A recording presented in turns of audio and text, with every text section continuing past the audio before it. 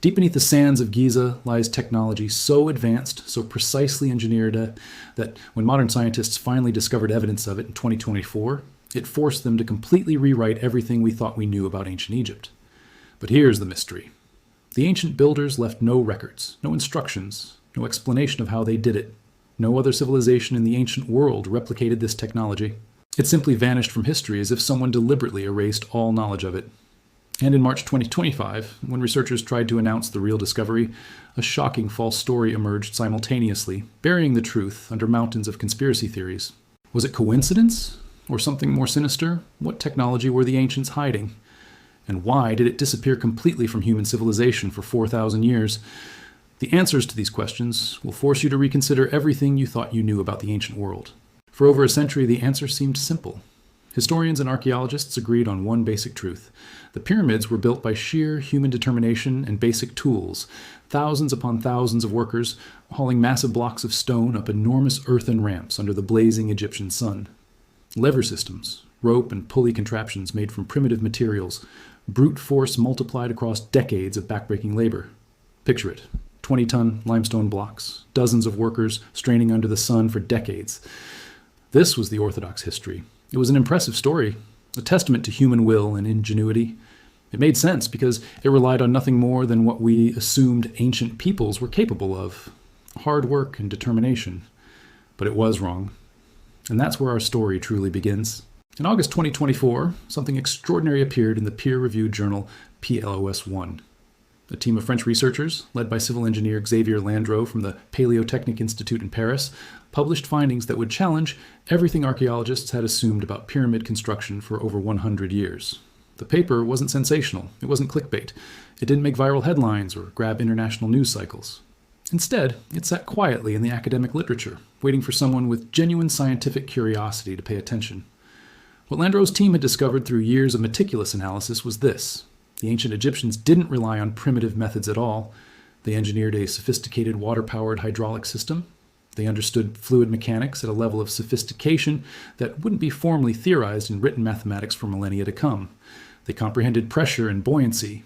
They understood how to calculate and manipulate forces using water and gravity.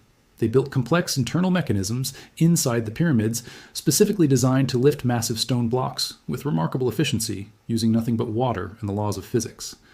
When modern engineers examined this discovery, they recognized it as legitimate engineering methodology. The focus of this revolutionary discovery was the step pyramid of Djoser at Saqqara, Egypt's first large-scale stone structure, built over 4,600 years ago during the reign of Pharaoh Djoser.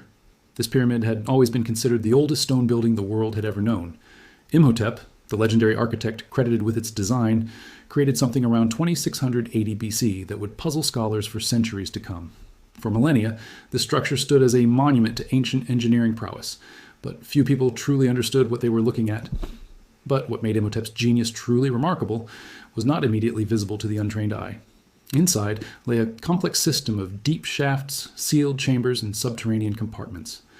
Archaeologists had interpreted these through the lens of burial tradition and religious belief. They assumed these were ceremonial spaces, symbolic chambers representing the underworld, elements of tomb architecture that served spiritual rather than practical purposes. But they were wrong about what they were seeing. The researchers began by examining the topography surrounding Djoser's complex with fresh eyes.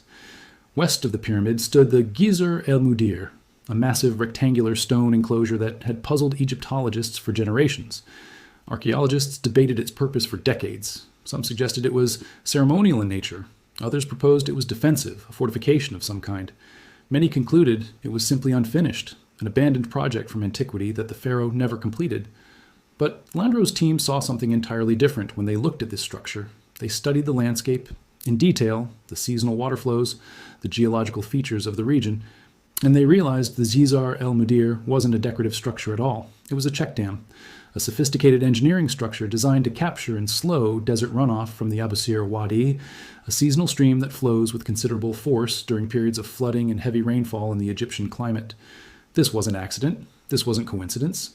This was deliberate water management on a massive scale. This was engineering. The theory that emerged from this analysis was breathtaking in its implications for everything we thought we knew about ancient capability. According to the research, water collected by the Gisar El Mudir would have been channeled through a series of carefully constructed trenches and tunnels that led directly to the pyramid construction site. Water would flow into two internal shafts, creating buoyancy that lifted floating platforms carrying massive stone blocks with efficiency no amount of manual labor could match. Workers wouldn't be hauling in frantic desperation.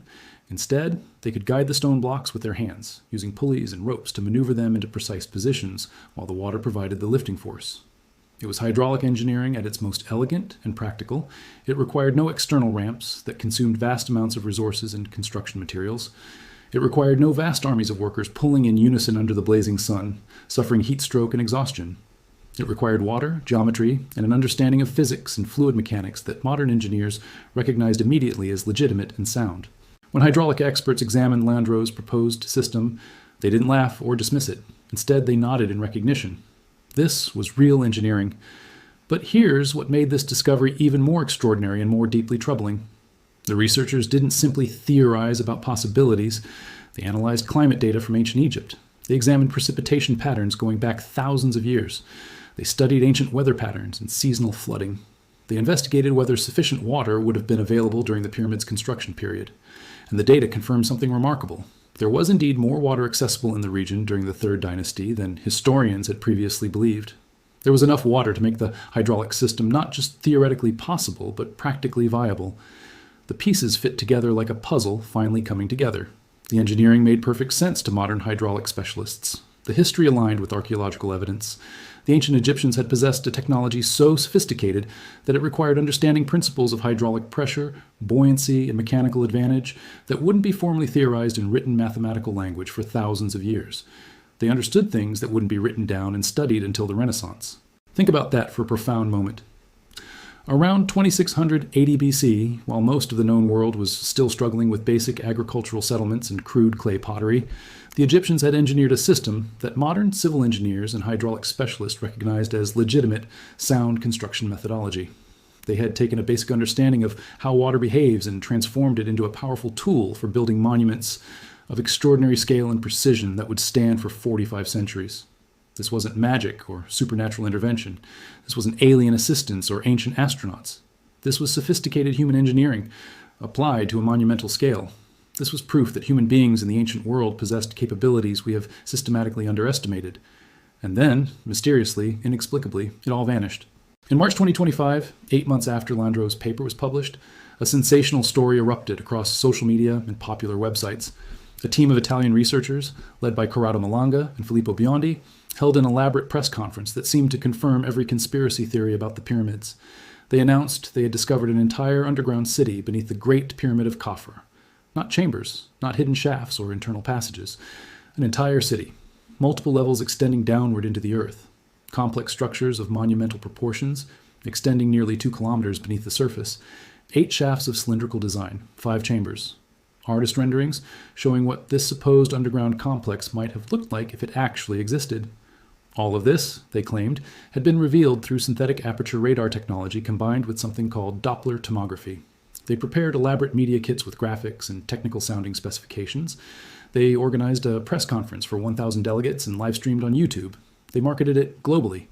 It was a professional, polished presentation that looked legitimate and scientific. The presentation was designed to convince people. The scientific community responded almost immediately with overwhelming skepticism and strong denunciations. Prominent Egyptologist Zahi Hawass, the former Egyptian Minister of State for Antiquities Affairs, who had spent his entire career studying the pyramids, made a public statement that was absolutely unambiguous and unequivocal. He said the claims were completely and utterly wrong. He said they were fabrications constructed by non-experts who had no legitimate credentials in archaeology or Egyptology. He emphasized that no permits had been granted for any work inside the Khafre pyramid by the Egyptian Supreme Council of Antiquities. He noted emphatically that no radar devices or modern technologies had actually been used to detect these alleged structures. He described the claims as a deliberate attempt to undermine and discredit ancient Egyptian civilization itself. He said the rumors would go to the dustbin of history. Experts in radar technology and geophysical surveying immediately explained that synthetic aperture radar simply cannot penetrate 2 kilometers into the earth through solid rock, especially through the water-saturated bedrock that lies beneath Giza. The physics don't work. The technology isn't capable of what was claimed. Professor Lawrence Conyers from the University of Denver, a genuine expert in ground-penetrating radar who has spent decades working with this technology in real archaeological contexts, explained that SAR technology penetrates only 1 to 2 meters in dry sand under ideal conditions. 2 kilometers underground? That was simply not possible. Not with current technology, not with any technology that existed. The entire presentation was built on technological capabilities that simply don't actually exist. It was sophisticated fiction presented as scientific fact. But here's the truly mysterious part that troubles researchers and observers alike. Why did this false story emerge precisely when it did? Why March 2025, specifically? Why exactly 8 months after legitimate peer-reviewed research had been quietly published about actual ancient Egyptian engineering? Why was such an elaborate and carefully constructed hoax presented with such professional production value and marketing? Why did fake researchers claim credentials and expertise they didn't actually possess, and use technology in ways that experts immediately and unanimously recognized as impossible? The timing seems far too precise to be mere coincidence. The coordination seems far too organized to be accidental. Some observers began asking a question that moved beyond mere skepticism into something more unsettling and profound. What if the false story was deliberate and intentional? What if someone wanted to flood the information landscape with sensational conspiracy theories precisely when the real discovery was beginning to gain attention in academic circles and among scientists? What if the fake claims were specifically designed to discredit and delegitimize the entire conversation about ancient Egyptian technological capability? By mixing legitimate peer-reviewed research with obvious and easily debunked pseudo-archaeology, the entire topic could be strategically dismissed as fringe conspiracy nonsense by skeptics and mainstream media alike. Anyone attempting to investigate or discuss the real hydraulic engineering story discovered by Landro's team would have to wade through mountains of false claims about underground cities and alien intervention and impossible technology. The legitimate signal would be completely buried and obscured under noise of misinformation. The real discovery would be lost in the chaos. Is this paranoia? Perhaps. But the pattern is worth examining. The March 2025 press conference accomplished something very specific. It made discussing ancient Egyptian engineering capabilities seem ridiculous. Anyone bringing up Landro's peer-reviewed research on hydraulic systems would immediately be associated with the obviously false claims about underground complexes. Serious archaeology got conflated with pseudo-archaeology, and the real discovery, quietly published in PLOS One, remained largely unknown to the general public. This is where the deeper mystery truly begins to unfold, because the real story of ancient Egyptian engineering is far more profound and far more troubling to our understanding of history than any underground city conspiracy theory could ever be. The hydraulic system discovered by Landro's team represents something that historians, archaeologists, and engineers still struggle to fully comprehend and explain. How did the ancient Egyptians develop this sophisticated understanding of fluid mechanics and hydraulic engineering? What sources informed their technical knowledge? What educational systems or knowledge transmission traditions allowed such expertise to develop? Why was this remarkable technology applied to the construction of the step pyramid and then apparently abandoned completely? Why did subsequent civilizations and subsequent pharaohs not build upon this achievement? Some researchers have begun proposing theories that stretch our conventional understanding of ancient history. Perhaps this hydraulic system was developed during an earlier pre-dynastic period of Egyptian history that we know very little about. Perhaps there was an advanced civilization that existed before the pharaonic dynasties as we understand them. Perhaps this earlier civilization possessed technical knowledge and engineering expertise that was later partially lost, retained only in fragmented and degraded form by the classical Egyptian builders who followed. Perhaps Imhotep himself was drawing on knowledge and engineering traditions inherited from an even more ancient and now mostly forgotten civilization of engineering excellence. Perhaps there were technological achievements in the deep past of humanity that we simply haven't discovered yet. These questions remain largely unanswered, and that profound uncertainty is precisely what makes this mystery so compelling and so troubling to our conventional narratives of human progress. Consider what we know about other ancient civilizations and how they preserved their knowledge. The Sumerians left written records of their engineering knowledge on clay tablets. The Romans documented their architectural methods in books and texts. The Greeks recorded their mathematical principles in written treatises and philosophical works, but the Egyptians left almost nothing explaining how they understood hydraulic engineering or how they developed such sophisticated knowledge. No papyri describing the system in detail, no inscriptions explaining the underlying principles, no records passed down through generations of builders recording their techniques. It's as if the knowledge was deliberately kept secret, restricted to the elite engineers and architects who maintained the technical expertise and guarded it jealously. Or perhaps, more mysteriously and more troublingly, It was knowledge that simply couldn't be preserved in writing because the underlying mathematics and physics wouldn't be formalized and theorized in written mathematical language until thousands of years later. How do you write down principles you don't have the mathematical framework to describe?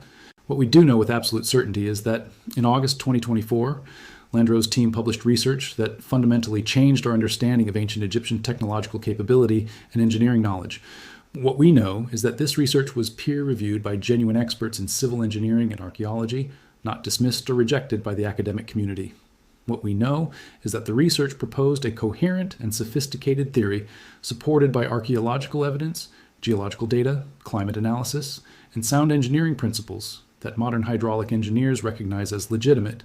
What we also know is that exactly 8 months later, a completely fabricated story about massive underground cities emerged, seemingly designed to obscure and discredit the real discovery beneath layers of conspiracy and deliberate misinformation. The coincidence troubles serious researchers deeply. The timing seems far too precise to be accident. The false story was too professionally produced to be simple fraud. The dismissal by authorities was too quick and too absolute.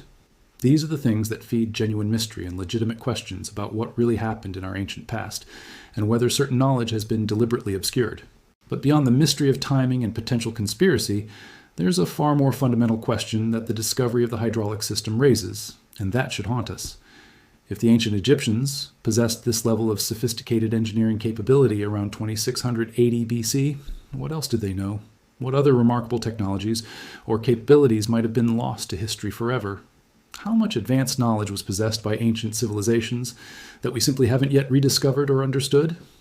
How many technological achievements were forgotten, abandoned, deliberately suppressed, or simply lost because the knowledge couldn't be passed down through generations? These questions matter profoundly because they fundamentally challenge and undermine our basic assumptions about human history and progress. We like to believe in linear technological progress.